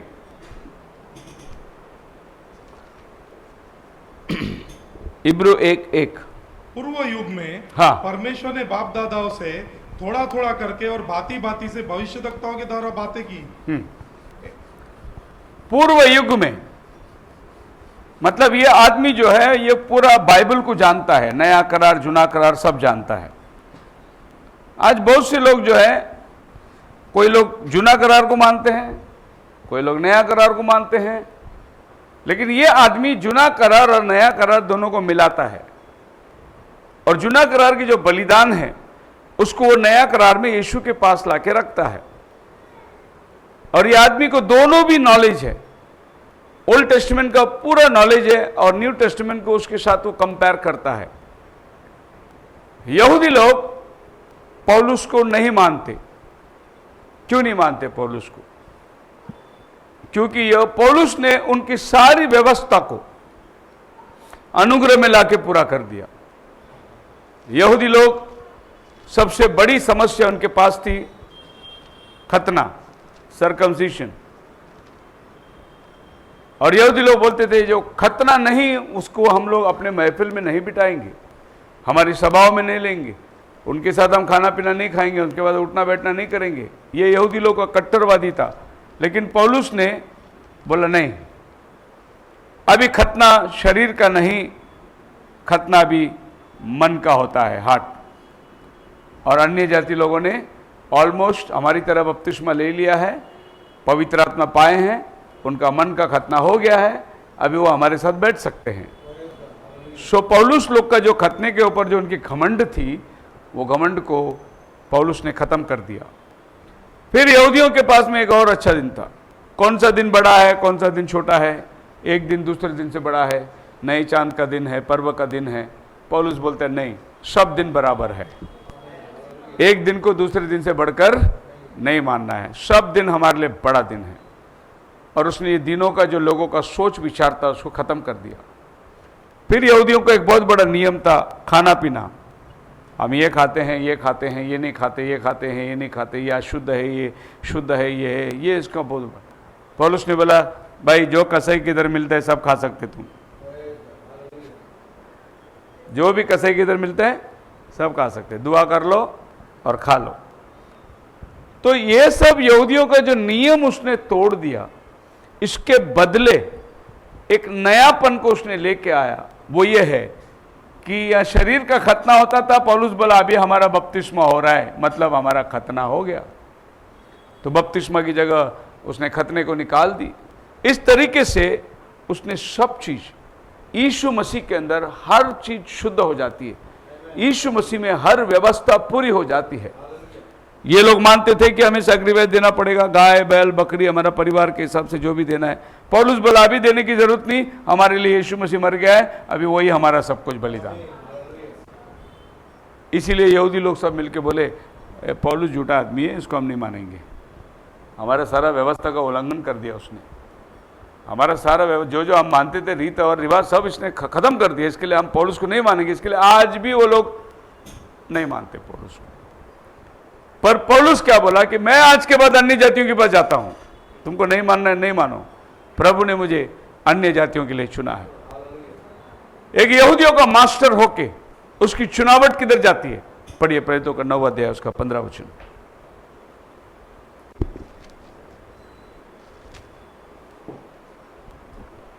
परंतु प्रभु ने उससे कहा तू चला जा, क्योंकि वह तो अन्य जातीय और राजाओं और इजरायलियों के सामने मेरा नाम प्रकट करने के लिए। जिस दिन पौलुस को दर्शन हुआ दमस्कस के रास्ते में, जिस दिन उसने यहोवा परमेश्वर को देखा कि यही है प्रभु जो मूसा के साथ बात किया, उसने तुरंत बोला हे प्रभु तू क्या चाहता है कि मैं करूं? हमारा बाइबल ऐसा नहीं बोलता, लेकिन एक्चुअली बाइबल के अंदर यही है, तू क्या चाहता है कि मैं तेरे लिए करूं? पर हमारा बाइबल में लिखा है उसने यहोवा से पूछा तो कौन है, ऐसा लिखा है, क्योंकि उसको मालूम था कि अग्निस्तंभ में बात करने वाला मूसा से केवल यहोवा परमेश्वर है। तो ये अग्निस्तंभ में कौन बात कर सके, क्योंकि वो दूसरा अग्निस्तंभ को मानेगा ही नहीं, वो कट्टर यहूदी है। हे प्रभु तू कौन है? मैं यीशु हूं जिसे तू सताता है। उस दिन पौल को मालूम पड़ा आज तक मैं जिस यहोवा को मान रहा था वही यीशु बन के आया। ये तो बात आज मुझे समझी। तब वो अपनी पत्री में लिखता है 1 तीमुथियुस 3:16 के अंदर, भक्ति का भेद गंभीर है, अर्थात परमेश्वर देहधारी होकर आया। बाद में उसको समझा, वरना वो तो यीशु का नाम लेने वाले को मारने वाला आदमी था, और दमस्कस में भी वो इसीलिए गया कि वहां लोगों को बांधकर बंधुआई में डाले। लेकिन जिस बार उसको प्रभु ने आगे दी, आवाज दी, मैं यीशु हूं जिसे तू सताता है, पौलुस घबरा गया। वो नीचे अंधे मुंह गिरा, 3 दिन तक वो देख नहीं सका, खाना पीना नहीं खाया, उपवास में बैठा रहा। जब हनन्याह उसके लिए हाथ रखे, उसके आंखों से छिलके गिर गए, उसकी आंखें खुल गई और उसने उठकर बपतिस्मा ले लिया। बाद में बरनबास ने उसको जाके कलीसिया में खड़ा किया। तब वो यीशु के बारे में गवाही दे रहा है, मैं क्या समझ के बैठा था, मैं अपने धर्म के ऊपर बड़ा जलनशील था, इस चीज के ऊपर मैं जलन रखता था, लेकिन मुझे मालूम पड़ा ये सब चीज यीशु में पूरा हो जाता है, ये सब कूड़ा और कचरा हो गया मेरे लिए। अब यीशु मेरे लिए असीम धन बन गया है। बोलो हालेलुया। अभी कोई रीत रिवाज नहीं, प्रभु यीशु मसीह में सारा रीत रिवाज खत्म हो गया। अब बड़ी बड़ी रीत रिवाजों को मानने वाले हैं, जो यहूदी लोग रीत रिवाजों को मानने वाले, आज भी उसी में अड़े हुए हैं। आज भी वो कहते हैं कि अगर हमारा मसीह आएगा तो वो ऐसे ऐसे आना चाहिए, यीशु मसीह हमारा मसीहा नहीं हो सकता। उनको ये बात समझ में नहीं आई, लेकिन पौलुस ने अपनी पत्री में कई बार बता दिया कि तुम्हारा मसीहा कौन है। खाली मसीहा ही नहीं, उसने उनके खुदा को जताया, यही एकमात्र परमेश्वर है, गॉड मैनिफेस्टेड इनटू फ्लैश।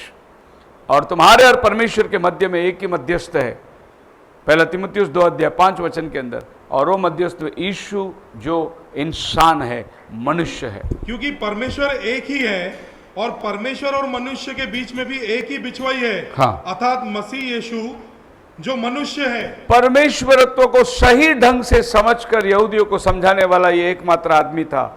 परमेश्वर एक है और परमेश्वर और मनुष्य के बीच में बिछवाई भी एक ही है, अर्थात प्रभु यीशु मसीह जो मनुष्य है। बिछवाई कौन बन सकता है? मनुष्य बन सकता है, खुदा बिछवाई नहीं बन सकता। खुदा और मनुष्य के बीच में जो दूरी है, ये दूरी को मिलाने वाला मनुष्य बनना चाहिए, और कोई मनुष्य लायक नहीं था आपके और मेरे लिए मध्यस्थ करे, क्योंकि वो खुद पाप में है। अगर कोई जाकर पुलिस स्टेशन में उसका खुद के रिकॉर्ड में उसने कई डाका डाले हैं, चोरी किया है, और वो जाके दूसरे को जामीन दे, तो पहला पुलिस बोलेगा, उसको चेक करेगा, बोले पहले इसको उठा के अंदर डालो, ये खुद गुनहगार है और ये दूसरे को जामीन देने को आया। तो जो जामीनदार होता है वो निर्दोष होना बहुत ज़रूरी है, उसके ऊपर कोई कोर्ट केस नहीं होना चाहिए, है नहीं? तो आपके और हमारे लिए पाप को जामीन देने के लिए कौन आ सकता था? सभी इंसान पाप में पैदा हुआ है, हमारे लिए कोई जामीन की तैयारी नहीं थी। सब खुदा खुद इंसान बन के आया और वो आपके और मेरे लिए जामीन दिया। वो जामीन दे सकता है क्योंकि वो निर्दोष है, उसमें कोई कलंक नहीं, कोई भुर्री नहीं, कोई दाग नहीं, कोई पाप नहीं। वो कुंवारी के पेट से पैदा होकर आया, इसलिए वो आपका और मेरा जामीन दे सकता है। और उसने हमारे मध्यस्थ में खड़ा रह के बोला, हे पिता, तू ये जानते नहीं ये क्या कर रहे हैं, इन्हें तू क्षमा कर, क्योंकि वो मध्यस्थ किया। और जब तक हमको हमारी क्षमा नहीं मिलती, हम दूसरे को नहीं बोल सकते इसको क्षमा कर। पहले हमारा अपना क्षमा होना बहुत जरूरी है, तभी हम दूसरे के लिए क्षमा की याचना कर सकते हैं, है नहीं? बोलो आप मेरे साथ हैं? तो बाइबल कहता है परमेश्वर ने थोड़ा थोड़ा करके मनुष्य जाति के साथ अपनी दास भविष्यद्वक्ता के साथ बातें करते करते आया, और इन आखिरी दिनों में, इन अंतिम दिनों में हमसे पुत्र के द्वारा बातें की। मेरे को कभी कभी इस बात का बड़ा अफसोस होता है कि आज से 2000 साल पहले वो बोलते हैं अंतिम दिन नहीं, और हम लोग अभी अंतिम दिन में आके बैठे।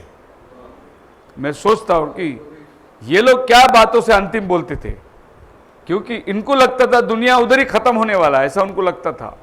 इसके लिए वो बोले कि अंतिम दिनों में वो अपने बेटे से बात किया, और पूर्व दिनों में वो नबियों के साथ होकर बात किया। सो कैसे नबियों के साथ बात किया?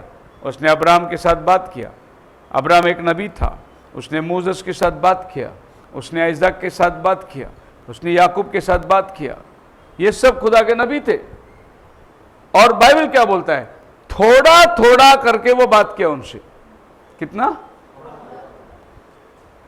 उसको ऐसा ले सकते हैं, अब्राहम के साथ में वो 30% में बात किया, मूसा के साथ 40% में बात किया, 50% में बात किया, 60% में बात किया। थोड़ा थोड़ा बात किया उसने, अपने आप को पूरी तौर से वो नहीं उंडेला। मोसेस को उसने बोला, तू मुझे नहीं देख सकता, मैं मेरा पीठ दिखाऊंगा तुझे। अब्राहम के साथ वो आमने सामने बैठ के बात किया। इस तरीके से थोड़ा थोड़ा करके वो लोगों से बात करता गया, और जब वक्त आया कि वो खुद इंसान बनकर यूहन्ना बपतिस्मा देने वाले के साथ में 70% बात किया होगा वो, लेकिन जब वो एक शरीर लेके आया, उस शरीर के अंदर वो 100% वो खुद उस शरीर में उतरा और वो बात किया इंसान के साथ। पर हमारे बाप दादों के साथ वो थोड़ा थोड़ा करके बात किया। इसके बाद वो अंश अंश करके बात नहीं करता, क्योंकि वो पूरी तौर से खुदा इंसान बनकर 100% उसने खुदा का काम को प्रकट किया। उदाहरण के लिए मैं ऐसा बोल सकता हूं, हम लोग लेंगे मूसा को। मूसा ने क्या किया? लाल समुंदर फाड़ दिया। मूसा ने क्या किया?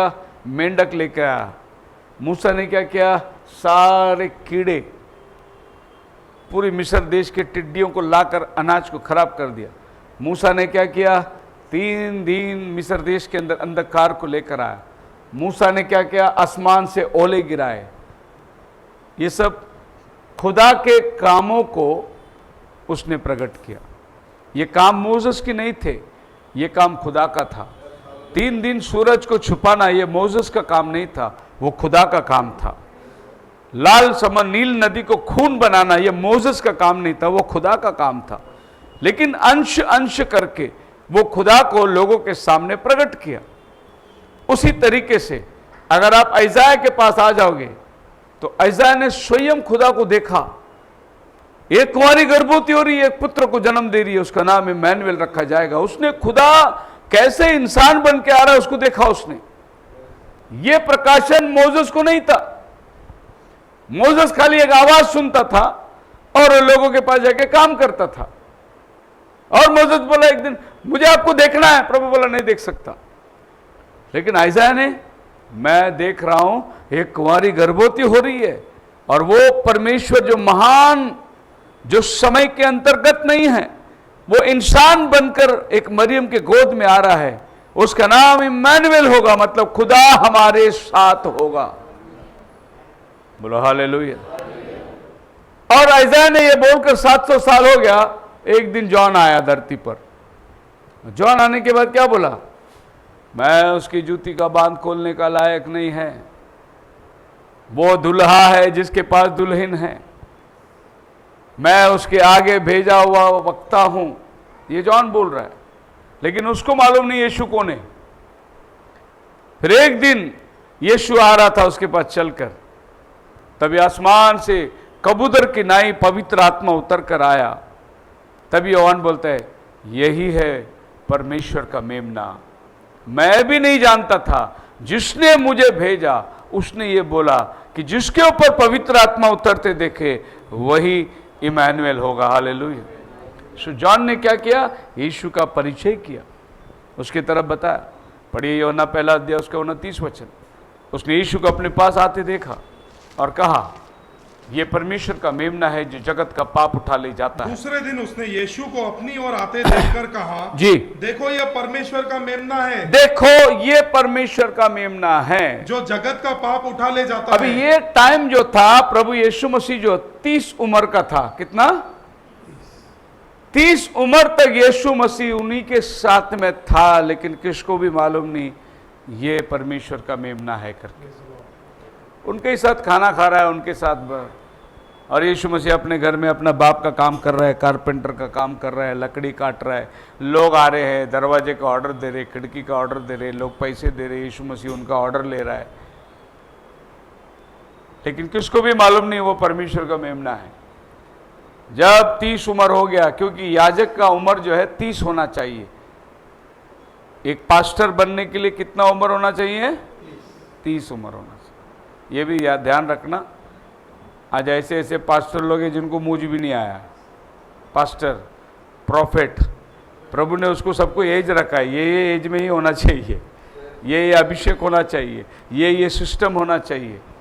एक पास्टर को पत्नी होना है, इधर बहुत सारे शादी भी नहीं हुई पास्टर बन गए वो लोग। ये सब सिस्टम प्रभु ने क्वालिफिकेशन दिया है, ग्रेजुएशन दिया है। म्यूनसिपैलिटी की फॉर्म निकलती है, रेलवे की फॉर्म निकलती है, उधर लिखा है 12वीं पास चाहिए। अभी तुम 8वीं फेल जाके फॉर्म भरोगे, तुमको कभी नौकरी नहीं मिलेगी। क्यों 12वीं पास चाहिए? सर्टन सिस्टम उनका है कि ये पढ़ाई तुमको इतना नॉलेजेबल आना चाहिए, तभी तुम ये काम कर सकते हो। वैसे ही पास्टर बनना है, प्रभु ने भी एक क्वालिफिकेशन रखा है, उस क्वालिफिकेशन को मीट करो, फिर आ जाओ प्रभु की सेवा में उतर जाओ। बोलो हालेलुया। तो आपकी बात समझ में आना चाहिए कि प्रभु किस तरीके से प्रभु अपने याजक को, समाज को लेके आता है। सो जॉन द बैप्टिस्ट आया, इसको यीशु को बोला ये परमेश्वर का मेमना है। लेकिन इस वक्त में जॉन को भी उम्र 30 होके 6 महीना हो रहा है। कितना? क्योंकि जब एलिजाबेथ को देवदूत ने बोला तो गर्भवती होगी, उसके 6 महीने के बाद मरियम गर्भवती हुई। तो यीशु और जॉन के बीच में 6 महीने का अंतर था। अभी आप सोचिए, दोनों भी कजिन ब्रदर लोग थे। मरियम और एलिजाबेथ सौतेली बहन थी। जब ये गर्भवती हुई तो ये पता चला परमेश्वर की ओर से है। जब मरियम गर्भवती हुई तो मरियम को पता चला एलिजाबेथ गर्भवती है, और एलिजाबेथ को फरिश्ते ने कहा मरियम भी गर्भवती है। अब ये दोनों बहन आपस में मिलने को आ रहे हैं। अब ये दोनों बहनों के अपने मन में है खाली कि वो गर्भवती है। और जब दोनों आपने सामने आके सलाम किए तो एलिजाबेथ के पेट में जो यूहान बच्चा था वो अंदर से कूदा, अपने मां के पेट को उसने लात मारी। तो बोले मेरा बच्चा कूद रहा है। क्या बोली मालूम है? मेरे प्रभु, मतलब मरियम के पेट में कौन है? मेरा प्रभु है। और प्रभु को देखा, जॉन इधर ही उड़ी मारा पेट के अंदर ही, मतलब उधर ही उनकी दुआ सलाम हो गई। लेकिन पैदा होने के बाद जॉन इंसान के रूप में बढ़ता जा रहा है। बाइबल कहता है जॉन जंगल में चला गया, क्योंकि जॉन की सेवा कुछ अलग थी। और जॉन को प्रभु जंगल में ले जाकर वो जंगली इंसान बन गया। वो सिर्फ टिड्डी खाता था, नदी में मध खाता था, नाले का पानी पीता था, वो घर में नहीं आता था, जंगल में सोता था। 30 साल जॉन को प्रभु ने जंगल में रखा। उसका काम ही एक था। आइज़ाया 40 में क्या लिखा है? जंगल में पुकारने वाले का शब्द होगा। इसके लिए प्रभु ने उसको किधर लेके गया? और जब जॉन को पूछा भाई तू कौन है, उसने क्या बोला, जंगल में पुकारने वाले का शब्द हूं। और अचानक जब टाइम हो गया तो जॉन आके प्रचार करने लगा, परमेश्वर का राज्य निकट है, परमेश्वर का राज्य निकट है, मन फिराओ, मन फिराओ, मन फिराओ। लोगों ने बोला कौन से स्कूल से आया तू, कौन सा बाइबल कॉलेज से आया, तेरे पर डिग्री है, तू परमेश्वर का राज्य की बात करता है, तुमको कुछ मालूम है उसके बारे में? क्योंकि वो ऊंट के कपड़े चमड़े पहनता था, बड़े बड़े बाल, लंबे लंबे दाढ़ी, ऐसा लग ही नहीं रहा था कि कोई याजकों का समाज का व्यक्ति होगा। लेकिन इसका बाप कौन था, महायाजक था। जकराया मंदिर में अर्पण करने वाला आदमी, सेवक था, देवदूत उससे बात किया था। अब जब जॉन आकर जंगल में खड़ा दिया तो लोग आए, वहां पर सिपाही लोग आए, वो लोग जॉन की परीक्षा लिए। कैसे परीक्षा लिया मालूम है? कि हम लोग सिपाही लोग हैं, हम लोग गवर्नमेंट के अधीनता में काम करते, तो हम लोग को परमेश्वर का राज्य पाने के लिए क्या करना है? जॉन ने बोला जितना पगार है उतना ही लो, घूस मत खाओ, हराम के मत खाओ, ईमानदारी से कानून का पालन करो। देखो ये जंगल से आया लेकिन सब कानून उसको मालूम है, उसको मालूम है पुलिस लोग पैसा खाते करके। पहला उसने बोला पैसा मत खाओ, न्याय अच्छा से करो, गरीबों को लूटो मत। ये वो शिक्षण दे रहा है। इसके लिए लोग पूछते तू कौन सा स्कूल से पढ़ के आया? परमेश्वर का राज्य निकट है। अभी बाइबल जॉन के बारे में क्या कहता है, पढ़िए, मत्ती का 11 अध्याय 10-11 वचन से पढ़िए। योना 32वां देने वाले के दिनों में अब तक स्वर्ग के राज्य में बलपूर्वक प्रवेश होता रहा है और बलवान उसे छीन लेते हैं जी। योना तक सारे भविष्यद्वक्ता और भविष्यवाणी करते रहे। और चाहो तो मानो कि एलिया जो आने वाला था वह यही है, एलिया जो आने वाला था वो यही है, जिसके सुनने के कान हो वह सुन ले। उसके ऊपर का वचन में लिखा होगा, माँ के पेट से जो पैदा हुआ जॉन से। मैं तुमसे सच कहता हूँ कि जो स्त्री से जन्मे हैं उनमें से योना 32वां देने वाले से कोई बड़ा नहीं। हालेलुया। 40% अब्राहम, 50% मोसेस, इस तक की से सब टक्केवार में थोड़ा थोड़ा करके प्रभु काम किया। लेकिन जब जॉन आया धरती पर, बाइबल क्या बोलता है, ये जितना भविष्यद्वक्ता है सबसे बड़ा जॉन है। हालेलुया। अभी हम लोग सिर्फ हिब्रू 1:1 को देख रहे हैं, अंश अंश करके उसने नबियों से बात किया। लेकिन जब जॉन धरती में आया तो बाइबल बोलता है इससे बड़ा कोई नहीं। ऐसे कैसे हो सकता? यह आदमी तो समुंदर फाड़ दिया, यह आदमी आग से ओला बरसाया, यह आदमी क्या बोलते हैं नील नदी को खून बना दिया, यह आदमी 400 लोगों को गुलामी से छुड़ा के, और इससे बड़ा कौन है? इसने एक बुखार को भी ठीक नहीं किया, एक बीमार को भी प्रार्थना नहीं की। लेकिन यह आदमी इन सब से बड़ा है। जितने लोग मां के पेट से पैदा हुआ सबसे बड़ा ये है। क्यों है आपको मैं बताऊं? क्योंकि ये सब नबी लोगों ने खुदा के कामों को प्रकट किया। खुदा के आसमान बंद करना, बारिश गिराना, ओले गिराना, ये सब खुदा के कामों को प्रकट किया। ये आदमी ने क्या काम किया? इसने कोई आसमान से ओला नहीं गिराया, कोई मुर्दा को जिंदा नहीं किया। इस आदमी ने क्या किया? खुदा जो देहधारी होकर आया था उसको ही उसने लोगों के सामने लेके आके खड़ा कर दिया। आई बात समझ में?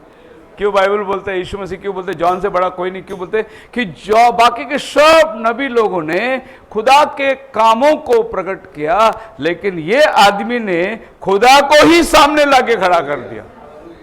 इसके लिए इससे बड़ी सेवा कोई, और जो आदमी आज यीशु मसीह को खुदा मानता है उससे बड़ा सेवा कोई है ही नहीं। बोलो हालेलुया। और जो आदमी जॉन को सुनेगा वो ही यीशु को पहचानेगा, क्योंकि जॉन के बगैर तुम यीशु के पास नहीं आ सकते। इसकी पहचान देने वाला जॉन ही है। और जितने लोगों ने जॉन के हाथ से परमेश्वर का राज्य का सुसमाचार लेके बपतिस्मा पाए थे, वो सबको जॉन ने क्या बोला? जॉन चैप्टर 3 वर्स 30-33 से पढ़ी। तीसरा अध्याय।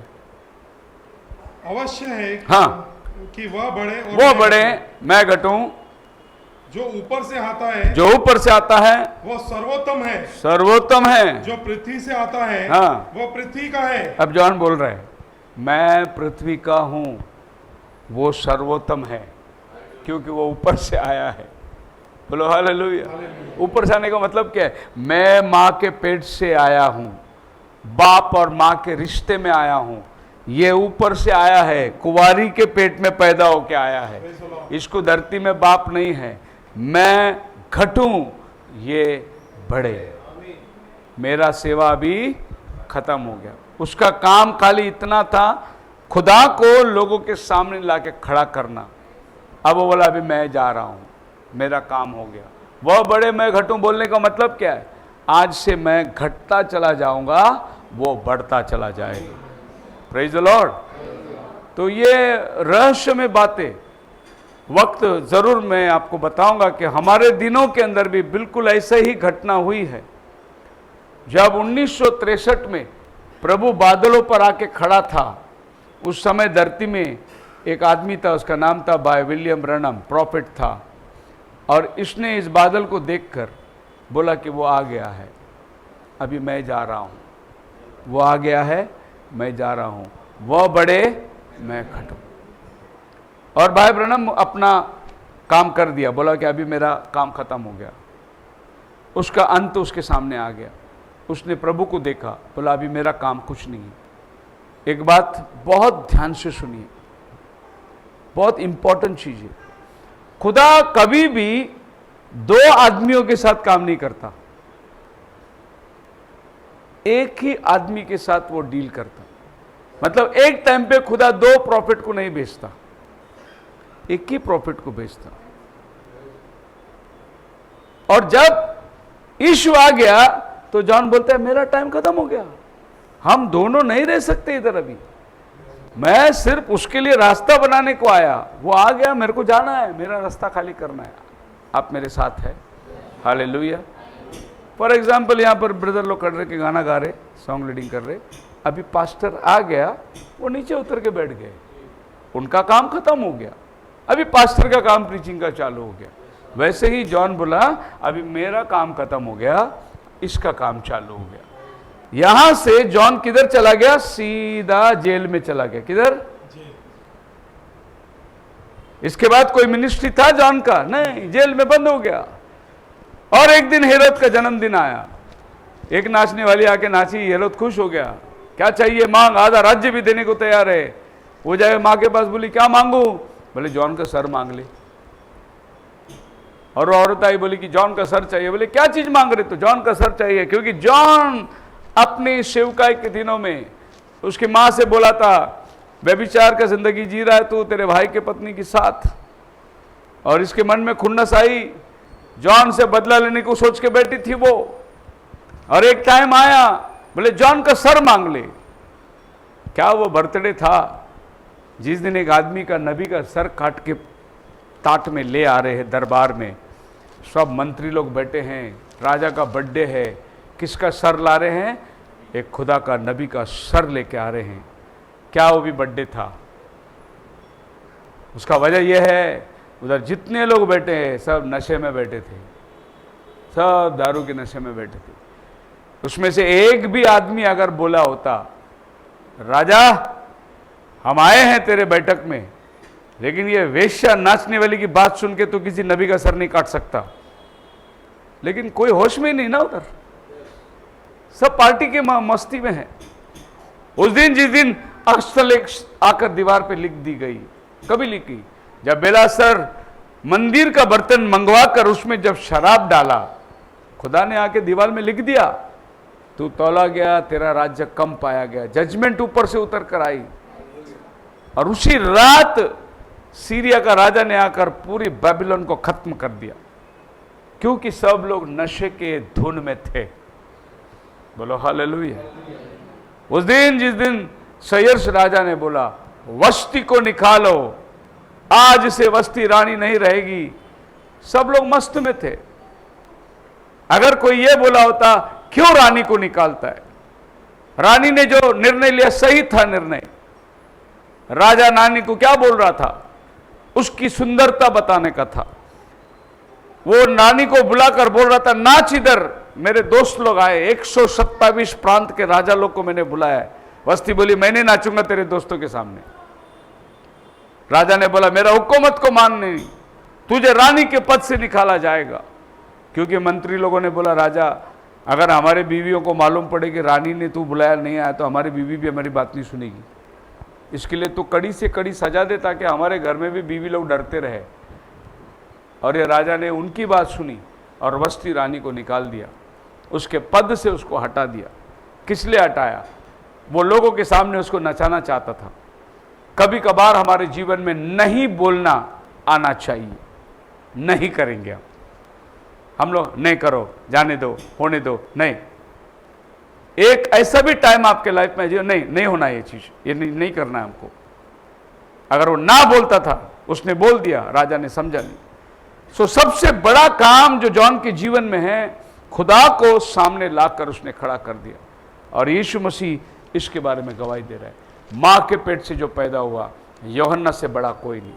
इसी यूहन्ना के बारे में यीशु मसीह फिर से गवाही देता है। पढ़िए मत्ती की 17 अध्याय, उसका 10-11 वचन पढ़िए।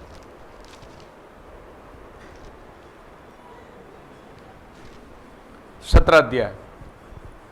इस पर उसके चेलों ने उससे पूछा, हाँ। फिर शास्त्री क्यों कहते हैं कि एलिया का पहले आना अवश्य है? हाँ। उसने उत्तर दिया, एलिया अवश्य आएगा और सब कुछ सुधारेगा। अभी प्रभु यीशु मसीह पहाड़ पर से उतर के आ रहा है और पहाड़ पर से सेवा हो रही है। और चेलों ने प्रभु यीशु मसीह को सवाल पूछा, क्योंकि उन्होंने अभी अभी मूसा को और एलिया को ऊपर देख के आया पहाड़ पे।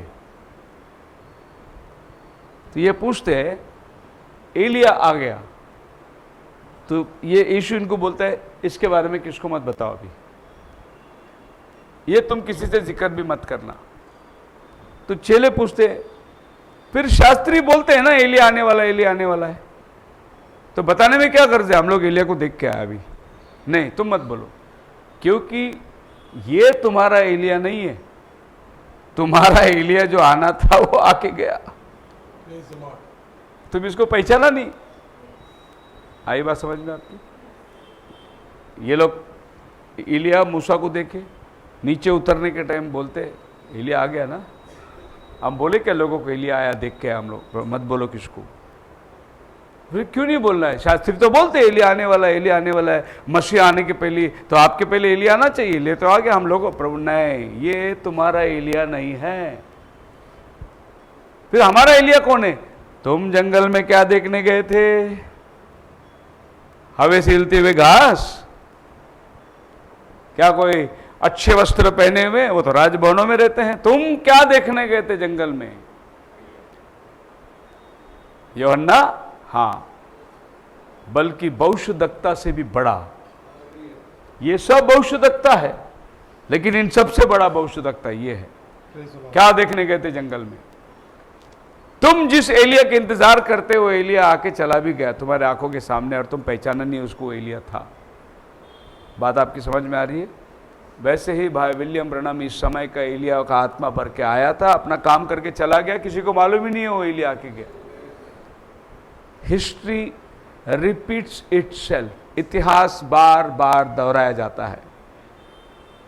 तो एक बार इतिहास यहां हुई थी कि एलिया आके चला गया, किसको मालूम नहीं, और एक बार हमारे समय में एलिया आकर चला गया, किसको भी मालूम नहीं। इतिहास दोहराया जाता है। तो यीशु मसीह ने उसका परिचय किया, तुम जो जंगल में देखने गए थे वही है तुम्हारा एलिया। हालेलुया। किसी भी युग में लोगों ने अपने एलिया को नहीं समझा, केवल चुने हुए लोगों ने उसको समझ गया। और आज के एलिया का काम भी किसी को नहीं समझ में आया, और जिन्होंने उसको जाना बोलते वो झूठा भविष्यद्वक्ता है। लेकिन आपको मालूम नहीं, समय का एलिया वही है जिसने दुल्हन को अपना संदेश दे के चला गया है। प्रभु का आना, प्रभु का आने का लक्षण सब उसने बता के चला गया। खुदावन आप सबको बड़ी आशीष दे। हम लोग प्रार्थना के अंदर जाए।